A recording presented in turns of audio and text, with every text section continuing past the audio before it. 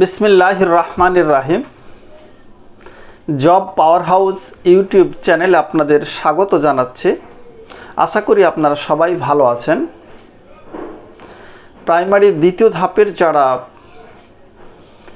Viva দিয়েছেন তারা অধীর আগ্রহে অপেক্ষা করছেন যে আসলে কখন এই ভাইভার রেজাল্ট অর্থাৎ চূড়ান্ত রেজাল্টটা কখন প্রকাশ করবে। আজকে এই বিষয়ে দু চারটি কথা বলবো, ভিডিও খুব লম্বা করব না। তো যাই হোক, আমি যতটুকু জেনেছি এখন পর্যন্ত প্রাথমিক শিক্ষা অধিদপ্তর বা প্রাথমিক ও গণশিক্ষা মন্ত্রণালয় থেকে এই দ্বিতীয় ধাপের মৌখিক পরীক্ষার তেমন কোনো আপডেট পাওয়া যায়নি। তারা সুনির্দিষ্ট করে বলেওনি যে না এই মে মাসে বা জুন মাসে প্রকাশ করবে, এরকম কিছু বলে নাই। তো আমি মোটামুটি প্রথম ধাপের যেই চূড়ান্ত রেজাল্টটা কখন দিয়েছিল, কখন মৌখিক পরীক্ষা হয়েছিল, এই বিষয়গুলো মোটামুটি একটু ক্যালকুলেশন করে দেখেছি, সেটাই আপনাদের সামনে একটু দেখাচ্ছে। দেখেন, প্রথম ধাপে লিখিত পরীক্ষা উত্তীর্ণ হয়েছিল ৯,৩৩৭ জন, আর মৌখিক পরীক্ষা অনুষ্ঠিত হয়েছিল 15 থেকে 30 জানুয়ারি। 15 থেকে 30 জানুয়ারি মৌখিক পরীক্ষা শেষ হয়েছে। এখন চূড়ান্ত ফলাফল প্রথম ধাপের 27 ফেব্রুয়ারি।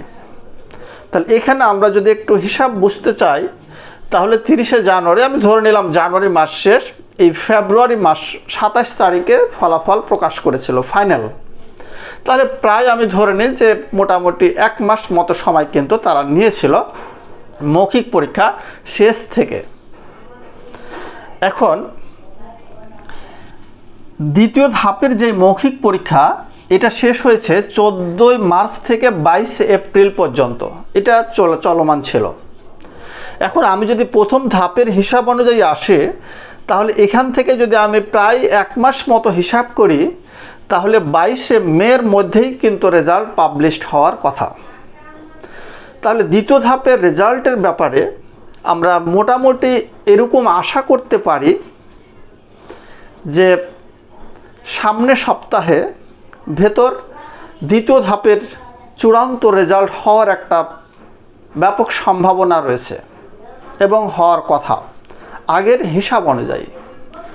এটা জাস্ট একটা হিসাব ধারণা, যেহেতু প্রাথমিক ও গণশিক্ষা মন্ত্রণালয় বা অধিদপ্তর থেকে কোনো কিছুই সুনির্দিষ্ট করে বলেনি, সেই কারণে একেবারে যে 100% বলা যাবে এরকম কিন্তু না। তবে সামনের সপ্তাহে অর্থাৎ সামনের সপ্তাহে রেজাল্ট পাবলিশড হওয়ার যথেষ্ট সম্ভাবনা রয়েছে। এখন দ্বিতীয় ধাপে যারা পরীক্ষা দিয়েছেন তারা যে আগ্রহ নিয়ে বসে আছেন যে আসলে বাংলাদেশের একটা চাকরি পাওয়া আসলে অনেক কঠিন, অনেক কষ্ট করতে হয় একটা সরকারি চাকরি পাওয়ার পিছনে। আপনারা কষ্ট করেছেন, তার ফল অবশ্যই পাবেন। এখন অনেকেরই প্রশ্ন, আসলে এবার পোস্ট কত? যদিও আমি এর আগে একটা ভিডিওতে সামগ্রিক পোস্টটা দেখিয়েছিলাম, আজকে দ্বিতীয় ধাপের যে পোস্টটা কত হতে পারে সেটা একটু প্রথম ধাপের বিশ্লেষণ অনুযায়ী আমি একটু দেখানোর চেষ্টা করব। আচ্ছা, দ্বিতীয় ধাপে লিখিত পরীক্ষায় উত্তীর্ণ হয়েছে 20,647 জন। আচ্ছা, প্রথম ধাপের দিকে আমরা একটু চলে যাই। প্রথম ধাপে লিখিত পরীক্ষায় উত্তীর্ণ হয়েছিল 9,337 জন, সেখান থেকে চূড়ান্তভাবে উত্তীর্ণ হয়েছে 2,497 জন। আমরা যদি ভাগ করতে যাই 9,337কে 2,497 দিয়ে, তো মোটামুটি হিসাব অনুযায়ী 4 জনে 1 জন মতো চাকরি পেয়েছে। মানে লিখিত পরীক্ষায় যারা উত্তীর্ণ হয়েছে তাদের 4 জনে 1 জন, একটু বেশি হবে, 4.25 মতো চলে আসবে। তো ধরে নিই 4 জনে 1 জন চাকরি পাবে। এখন দ্বিতীয় ধাপে ঠিক সেভাবে যদি আমরা হিসাব করি, তাহলে 20,647 জনকে উত্তীর্ণ করিয়েছে। তাহলে এই টোটাল দ্বিতীয় ধাপে কতজন প্রার্থী আসলে নিতে পারে বা কতটা পোস্ট ফাঁকা আছে, আচ্ছা এটাকেও যদি সেই হিসাব করে যায় তাহলে আমার ধারণা এই দ্বিতীয় ধাপে 5000 থেকে 5500 মতো পোস্ট আছে। 5000 থেকে 5500 মতো ফাইনালি কিন্তু তারা নিয়োগ দেবে। এখন প্রশ্ন হচ্ছে যে কোন উপজেলায় কত, এটাও হিসাব আপনি করতে পারবেন যে আসলে আপনার উপজেলায় আপনি যখন মৌখিক পরীক্ষা দিয়েছেন তখন কিন্তু আপনার উপজেলার একটা হিসাব আছে যে আমার উপজেলায় 200 জন মৌখিক পরীক্ষা দিয়েছি বা 150 জন দিয়েছি বা 120 বা 100 জন বা 90 জন, এরকম কিন্তু আপনি জানেন যে আমার উপজেলায় এতজন মৌখিক পরীক্ষা দিয়েছে।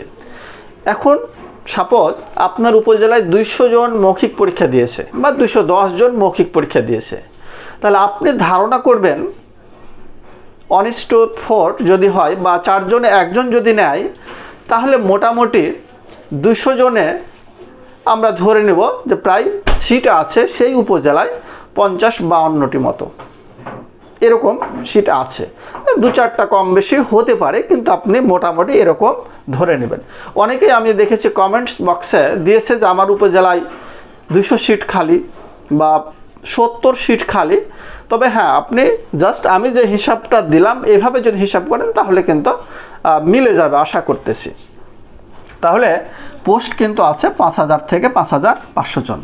আচ্ছা, চূড়ান্তভাবে এটি নিয়োগ দেওয়ার পরে যারা উত্তীর্ণ হয়ে আছে তাদের ভেতর থেকে এই প্রথম ধাপের মতোই কিন্তু আরেকটি প্যানেল তৈরি করা হবে। এই প্যানেলটি কেন তৈরি করা হবে, অর্থাৎ দ্বিতীয় ধাপে যারা যোগদান করবে এদের অনেকেই কিন্তু চাকরি করবে না, হয়তো 2 মাস 3 মাস পরে ছেড়ে চলে যাবে বা আরও বিভিন্ন কারণে যদি পোস্ট শূন্য হয় তাহলে সেই ক্ষেত্রে প্যানেল থেকে তারা কিন্তু মানে আবার শিক্ষক নিয়োগ প্রদান করবে।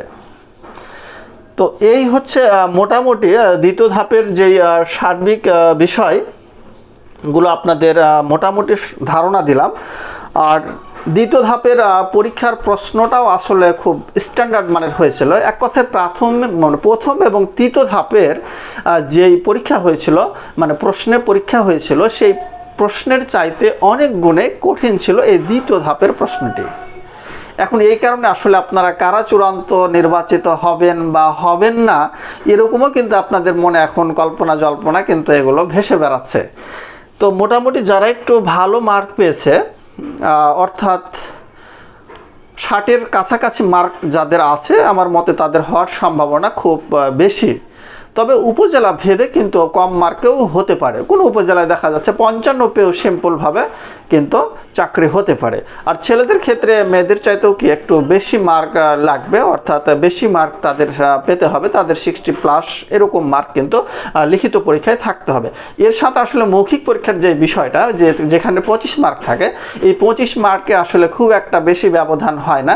তার কারণ মৌখিক পরীক্ষার মার্কটা স্পেসিফিক করা আছে, আপনার সার্টিফিকেটে কত মার্ক, উপস্থিত কত মার্ক, এভাবে দেখা যাচ্ছে 3-4 মার্কের কিন্তু কম বেশি হয়। তাহলে মূল খেলা বোঝা যাচ্ছে কি যে লিখিত পরীক্ষায় যারা ভালো করছেন তারাই কিন্তু আশায় থাকতে পারেন যে আমার একটা সোনার হরিণ হয়তো সামনে আমি পেয়ে যাব। তাহলে যারা মোটামুটি উত্তীর্ণ হবেন চূড়ান্তভাবে তাদের জন্য শুভকামনা রইল। আর যারা উত্তীর্ণ হবেন না তারা একটা আশা করতে পারেন যে প্যানেলে আমাদের হতে পারে, এবং পরবর্তীতে আপনারা আসলে যারা উত্তীর্ণ হয়েছেন সবাই নিঃসন্দেহে ভালো মেধাবী, তারা লেগেই থাকবেন। আমি এরপর একটা অনলাইন ক্লাসের ব্যবস্থা করছি শুধুমাত্র প্রাইমারির জন্য। এই প্রাইমারি যাদের শিক্ষক হওয়ার স্বপ্ন দেখছেন বা যাদের খুব আগ্রহ আছে, আমি কথা দিচ্ছি একেবারেই শুরু থেকে, মানে কিভাবে আপনি একেবারে ভালো করতে পারবেন, এই কারণে আমি অনলাইন একটা ব্যাচ শুরু করব। সবাই ভালো থাকবেন, সবার সুস্বাস্থ্য কামনা করছি। আল্লাহ হাফেজ।